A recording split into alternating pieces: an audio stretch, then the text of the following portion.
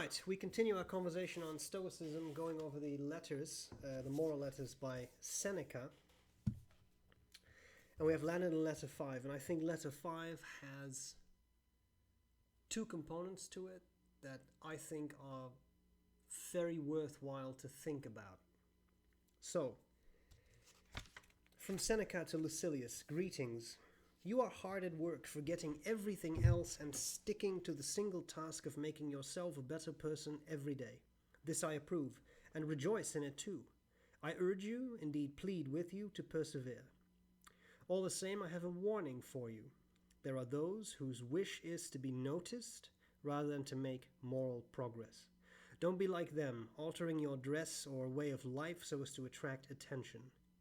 The rough clothes, the rank growth of hair and beard, the sworn hatred of silverware, the pallet laid on the ground, all these and any other perverse form of self-aggrandizement are things you should avoid. This sounds like a dig at the cynics. The word philosophy makes people uncomfortable enough all by itself, even when used modestly. How would it be if we were to begin exempting ourselves from the conventions people usually observe? Within, let us be completely different, but let the face we show to the world be like other people's. Our clothes should not be fine, but neither should they be filthy. We should not own vessels of silver engraved with gold, but neither should we think that the mere fact that one lacks gold and silver is any indication of a frugal nature. The life we endeavor to live should be better than the general practice, not contrary to it. Otherwise, we frighten off the very people we want to correct. By making them afraid that they will have to imitate everything about us, we make them unwilling to imitate us in any way at all. The very first thing philosophy promises is fellow feeling, a sense of togetherness among human beings. By becoming different, we will be cut off from this. If we are not careful, the very measures that are meant to win us admiration will instead make us objects of hatred and ridicule. Our aim is to live in accordance with nature, is it not? This is contrary to nature, tormenting one's body, swearing off simple matters of grooming, affecting a squalid appearance, partaking of foods that are not merely inexpensive, but rancid and coarse.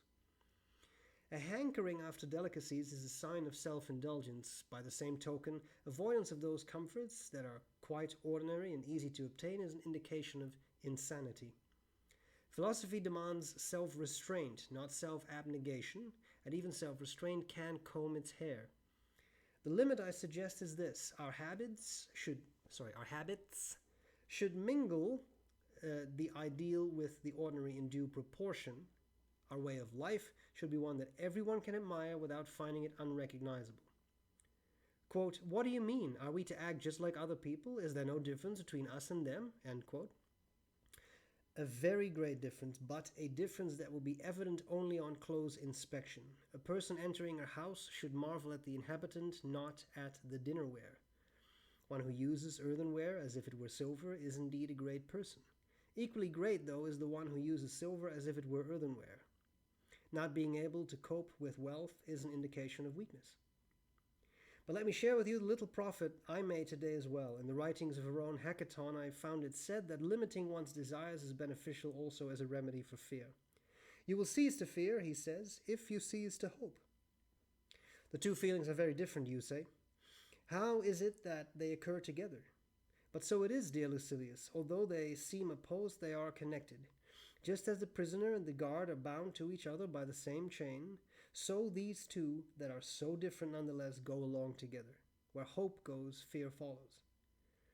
Nor do I find it surprising that it should be so. Both belong to the mind that is in suspense, that is worried by its expectation of what is to come. The principal cause of both is that we do not adapt ourselves to the present, but direct our thoughts toward things far in the future. Thus, foresight, which is the greatest good belonging to the human condition, has become an evil. Animals in the wild flee the dangers they see and are tranquil once they have escaped. We, though, are tormented both by what is to come and by what has been. Often our goods do us harm. Memory recalls the stab of fear. Foresight anticipates it. No one is made wretched merely by the present. Farewell. there's a lot going on, and I think there's a lot to be said for this. So the first point he makes, I think, is a very interesting one, right? The point of what exactly does it mean to be a philosopher? And I for myself, I don't really think of myself as a philosopher. I do think that there is much benefit to be had from the application of a school of thought like Stoicism. But what he's trying to say, I think, is very interesting. Of a person who does that, who sticks to those ideals, is different from a person who does not.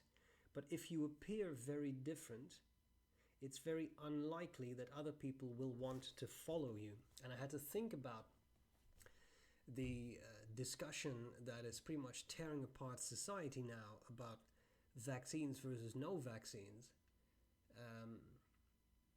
And I think that here you see that principle that Seneca mentions displayed very clearly, right? So, for example, if you are talking to someone who is opposed to vaccines and you provide scientific arguments, then you're a sheep, because you understand the science, but that's all fake, and etc., right? If, on the other hand, I found that when people who are in favor of vaccinations talk to people who are opposed to vaccines, those people are made to feel stupid. And it's very easy, when you discuss those types of matters, to throw around fairly hardcore terminology, right? There's mRNA and single strands and double strands and DNA and cell nuclei and transcription and translation and spike proteins and all kinds of things that can make it very difficult for people to understand what it is you are trying to say. And that can make you come across as, I don't know, elitist, if you will, whatever. But I mean, then the other person may be made to feel stupid. If a person is made to feel stupid, they're going to be pushing back. If you push something or someone, an animal, into a corner, they will fight back. So I think that illustration alone shows where we are at this point in time and how big a deal this is.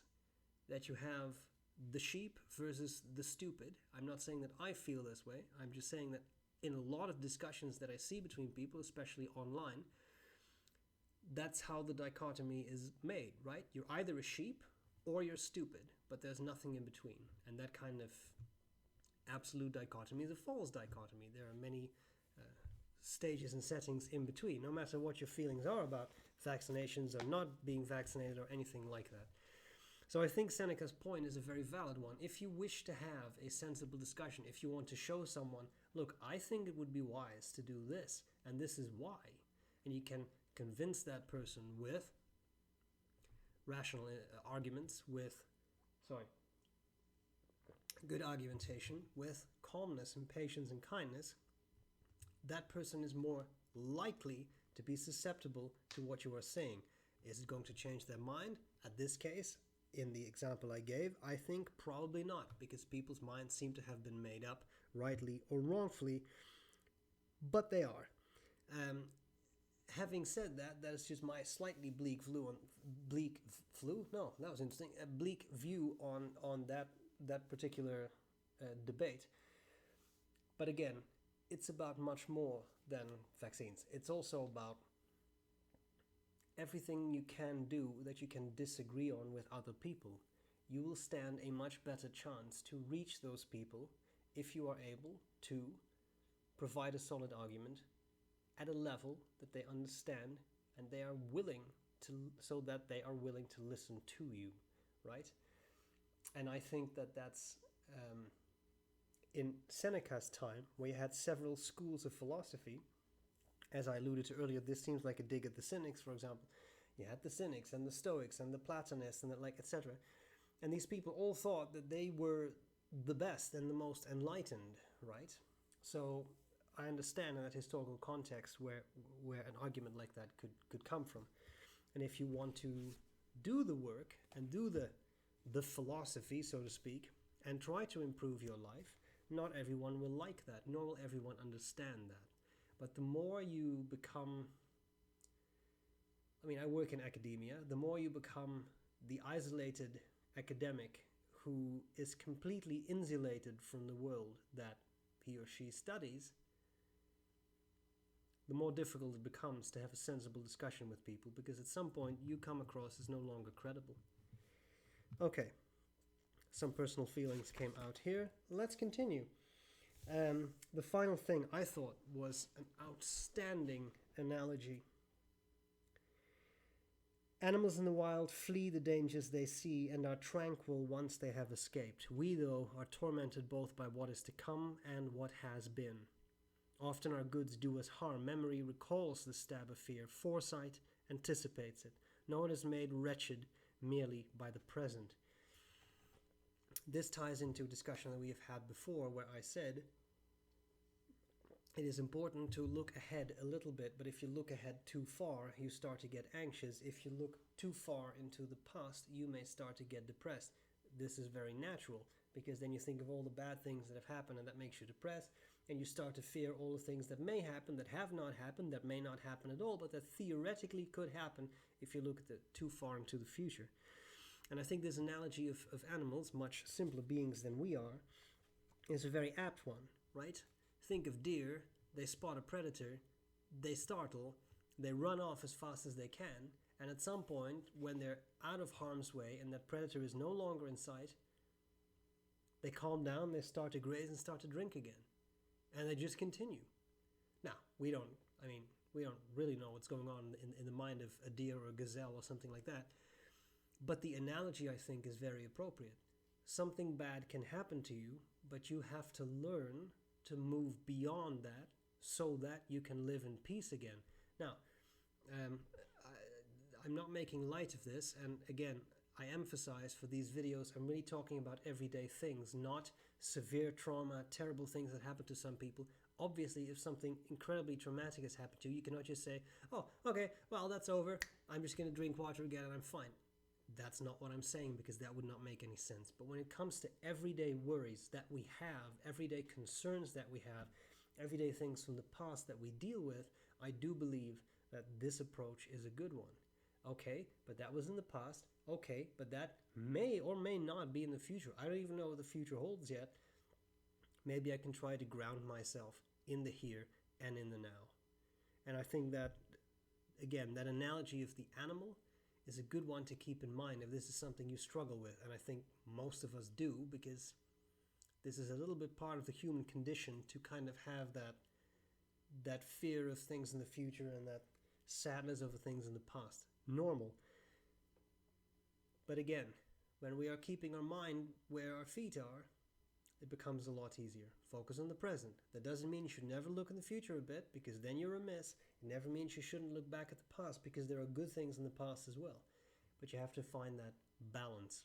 And that, I think, is something where a philosophy like Stoicism can help a lot. This was letter 5. Let me know what you think. Let me know if you are enjoying the letters, because these are much longer pieces of text than, say, the meditations or Epictetus were. Let me know. I hope this was useful, and I'll gladly see you again next week for more talk about Stoicism. Bye!